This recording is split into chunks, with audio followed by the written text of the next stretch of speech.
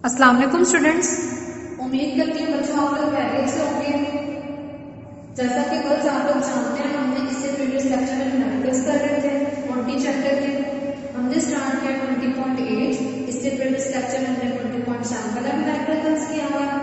तो सबसे पहले हम स्टेटमेंट चेक करते हैं। हमारी क्या स्टेटमेंट है? The wavelength of K X-ray from copper is 1.377 into 10⁻⁻10 metre. बच्चे आप लोगों को मैंने एक कॉन्सेप्ट दिया था नीचे एक्सरे में कि हमारे पास में सपोज डिफरेंट ऑर्बिट्स हैं के एल और एम। ठीक है, जब कोई भी इलेक्ट्रॉन एल से के में या फिर एम से के में आता है उसको हम कहते हैं के एक्स रे। ठीक है, तो कहते हैं वेवलेंथ ऑफ के एक्स रे से हमारे पास कितनी दी हुई है? वेवलेंथ ऑफ के एक्स रे को स्टूडेंट्स हम रिप्रेजेंट करते हैं लैम्डा से। ठीक है डियर स्टूडेंट्स, तो हम देखते हैं हमारी वेवलेंथ के एक्स रे की कितनी है। तो उसकी वेवलेंथ उसने हमें गिवन की है 1.377 into 10⁻⁻10 मीटर।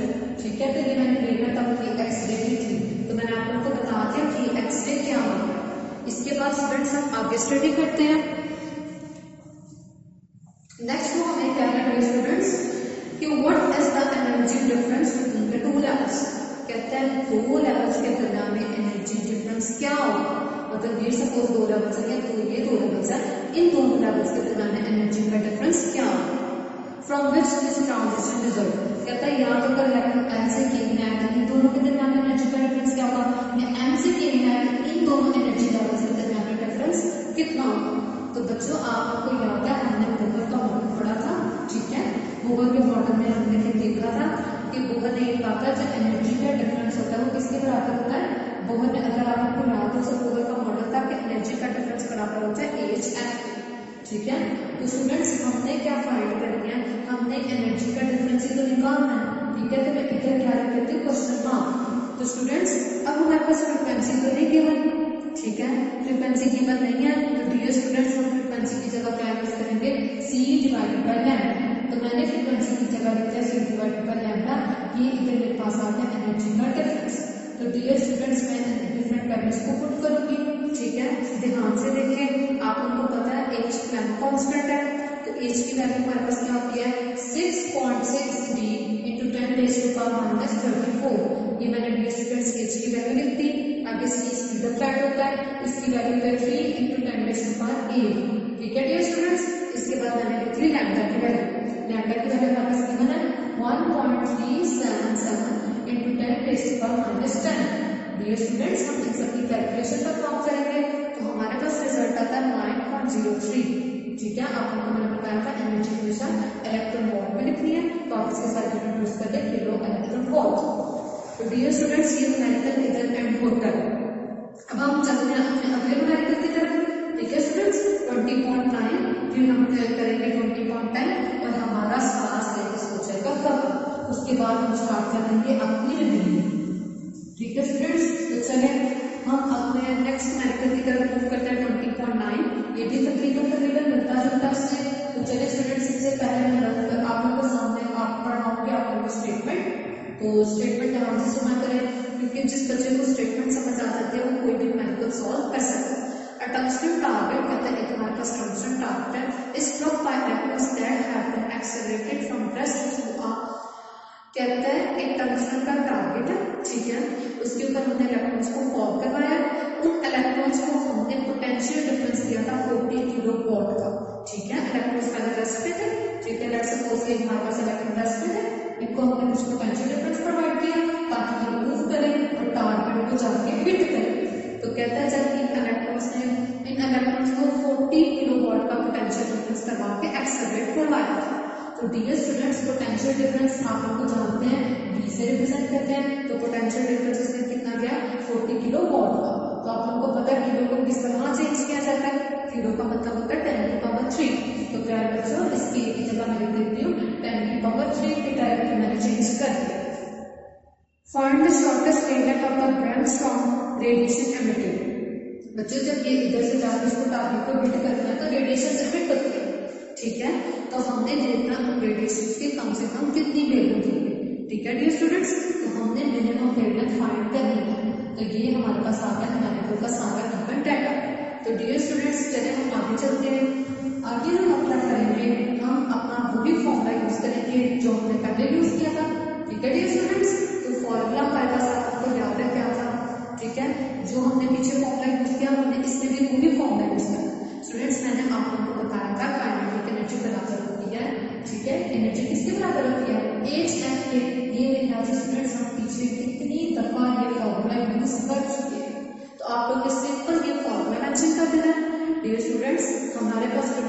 गिवन तो फ्रीक्वेंसी को चेंज कर देना c डिवाइडेड बाय लैम्डा। ठीक है, आप लोगों को मैंने बताया फ्रीक्वेंसी किसके बराबर होती है, c ओवर लैम्डा। और इधर हमने इलेक्ट्रॉन को कुछ वोल्टेज देकर एक्सेलरेट करवाया, तो बच्चे काइनेटिक एनर्जी बराबर होगी इलेक्ट्रॉन वोल्ट। क्लियर है स्टूडेंट्स, हमने वेवलेंथ कैलकुलेट कर लिया, बच्चे की इधर डिवाइड हो रही है, इसको इधर ले आए, इस पूरे टर्म्स को इधर नीचे ले जाए।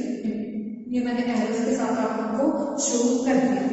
ठीक है डियर स्टूडेंट्स, तो चले हम अपना ये न्यूमेरिकल मजीद सॉल्व करते हैं। ठीक है स्टूडेंट्स, थोड़ी सी स्पेस कम है तो आप लोगों ने क्या करना है, पोटेंशियल डिफरेंस बस गिवन था और हमने लैम्डा फाइंड करना, तो ये मैं रेस कर रही हूँ। ठीक है, तो चले students, delta minimum is equal to, ठीक है हमारे पास क्या फॉर्मूला बनेगा, AC divided by E into V। Lambda minimum is equal to, बच्चे आप लोगों को पता है एज हमारे पास कांस्टेंट होता है, तो एज की वैल्यू हम क्या रखेंगे। ठीक है, एज की वैल्यू हमारे पास होती है 6.63 multiply by 10 raised to power -34। Clear है स्टूडेंट्स, ये आपने एज की वैल्यू लिख ली है। ठीक है गर्ल्स, तो जब हम सबसे पहले स्टूडेंट्स हम एज की वैल्यू लिखेंगे, उसके बाद हम क्या करेंगे, हम अपनी उसकी स्पीड ऑफ लाइट की वैल्यू लिखेंगे, फिर हम नीचे उसके जो ई की वैल्यू और फिर वी की। तो चलिए स्टूडेंट्स, एज की वैल्यू लिखी मैं 6.63 इंटू 10 raised to power -34। ये स्टूडेंट्स अब मैंने लिखी स्पीड ऑफ लाइट, तो स्पीड ऑफ लाइट हमारे पास हो गया 3 इंटू 10 raised to power 8, तो ये 3 इंटू 10 raised to power 8 हो गया स्पीड ऑफ लाइट। ई की वैल्यू लिखी थी, ई आप लोगों को पता है इलेक्ट्रॉन, इलेक्ट्रॉन की वैल्यू होती है 1.6 into 10 raised to power -19, 1.6 into 10 raised to power -19। ये स्टूडेंट्स हम आप बी की उसमें से वोल्टेज ही तो दी हुई थी मैं, तो वोल्टेज कितनी थी 40 into 10 raised to power 3, 40 into 10 raised to power 3। प्यारे बच्चों, हम ये सारा सॉल्व करेंगे, ऊपर वाले सारे टर्म्स को मल्टीप्लाई करेंगे, नीचे वाले सारे टर्म्स को, इन दोनों की डिवीजन परफॉर्म करेंगे। तो डियर स्टूडेंट्स, हमारे पास जो रिजल्ट आएगा उसको हम चेक करते हैं क्या आता है। हमारे पास रिजल्ट आता है 0.31 इंटू 10 raised to power -10, तो 0.31 इंटू 10 raised to power -10।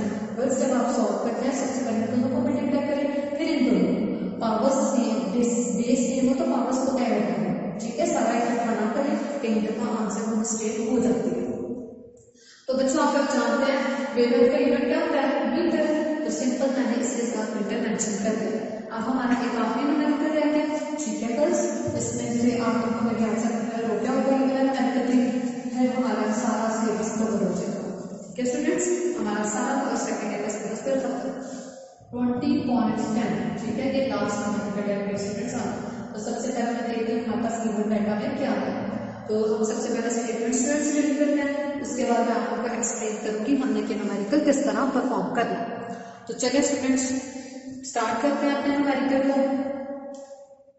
तो बच्चों, तो orbital electron of hydrogen atom moves with the speed of, कहता है हाइड्रोजन एटम का जो ऑर्बिटल इलेक्ट्रॉन होता है, हाइड्रोजन एटम का जो इलेक्ट्रॉन है वो स्पीड कौन सी स्पीड से मूव कर रहा है, उसका स्पीड बताया। कहता है हाइड्रोजन एटम का जो इलेक्ट्रॉन है वो मूव करता है इस स्पीड से, उसे बताइए 5.46 multiply by 10 raised to power 5। तो जिस स्पीड को हम v से डिनोट करते हैं। ठीक है, तो हमने बताना हाइड्रोजन एटम की कितनी स्पीड है 5. ठीक है students, 5.456 into 10 raised to power 5 ms-1। ठीक है, स्पीड की यूनिट क्या होती है, मीटर पर सेकंड।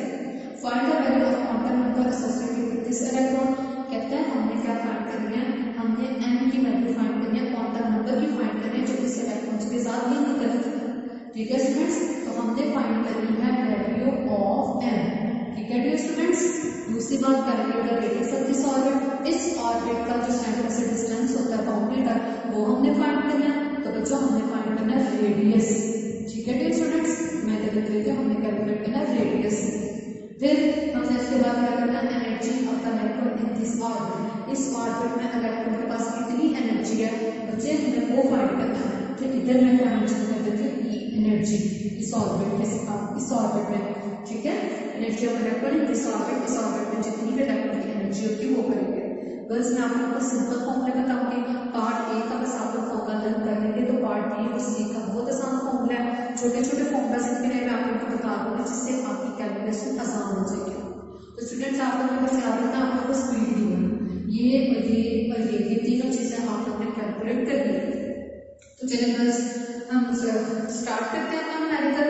तो सबसे पहले स्पीड का फॉर्मूला फॉर्मूला अगर आप लोगों को बहुत वाला याद हो कॉन्सेप्ट तो स्पीड का फॉर्मूला बस मैंने आप लोगों को बताया था क्या, ठीक है। तो चलिए हम स्टार्ट करते हैं अपना। तो गर्ल्स अब आप लोग सोच रहे होंगे कि सबसे पहले कैलकुलेट करना था एन, फिर हमने क्या फाइंड करना है रेडियस, ठीक है, फिर हमने फाइंड करनी है एनर्जी। बच्चे हमने रेडियस वो बोहर का मॉडल जब पढ़ा था तो उसमें मैंने आपको स्पीड का एक फॉर्मूला बताया था। मैंने आप लोग को बताया स्पीड बराबर होता है 2 पाई के ई का स्क्वायर, ठीक है, ओवर एन एच। ये स्टूडेंट्स हमने एन कैलकुलेट करना है, एन को इधर ले आए, वी को हम इधर ले जाएंगे। चलिए देखते हैं एन इज इक्वल टू 2 पाई के ई का square divided by V H. ये हमारे पास वैल्यूज आते हैं 2 पाई, ठीक है, के आप लोगों को पता कांस्टेंट होता है, के की वैल्यू मैंने आप लोगों को फर्स्ट चैप्टर में पढ़ाई थी, ठीक है। के की वैल्यू हमारे पास क्या आती है 9 × 10⁻⁹, तो मैंने के की जगह उसकी वैल्यू मेंशन कर दी। ये स्टूडेंट्स इलेक्ट्रॉन की क्या वैल्यू होती है 1.6 × 10⁻19, तो इसके ऊपर स्क्वायर है, तो डियर स्टूडेंट्स मैंने क्या मेंशन कर दिया स्क्वायर। नीचे बच्चे हम बात करते हैं स्पीड की, स्पीड ऑलरेडी गिवन है, तो स्पीड का फॉर्मूला यूज करें 5.456 × 10⁵, ठीक है स्टूडेंट्स।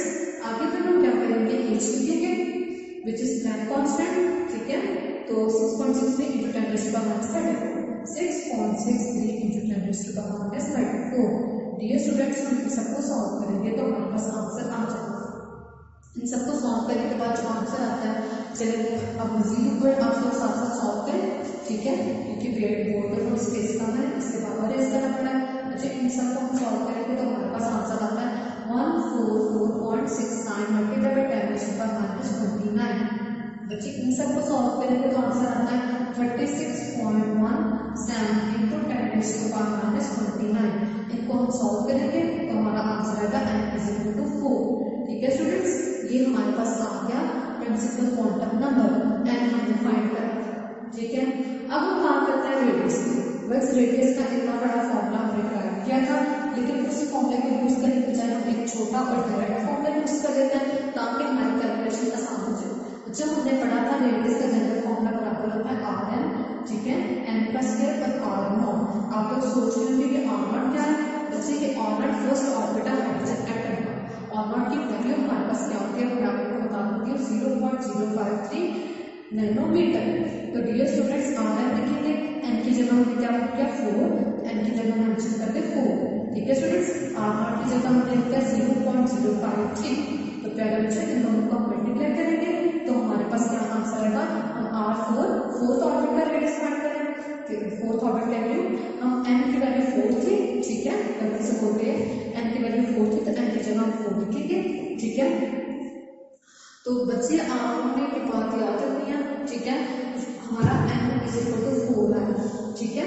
तो इन दोनों को जब हम मल्टीप्लाई करेंगे तो देखते हैं हमारे पास क्या आंसर आता है। इनको मल्टीप्लाई करने से आंसर आता है 0.850 नैनोमीटर।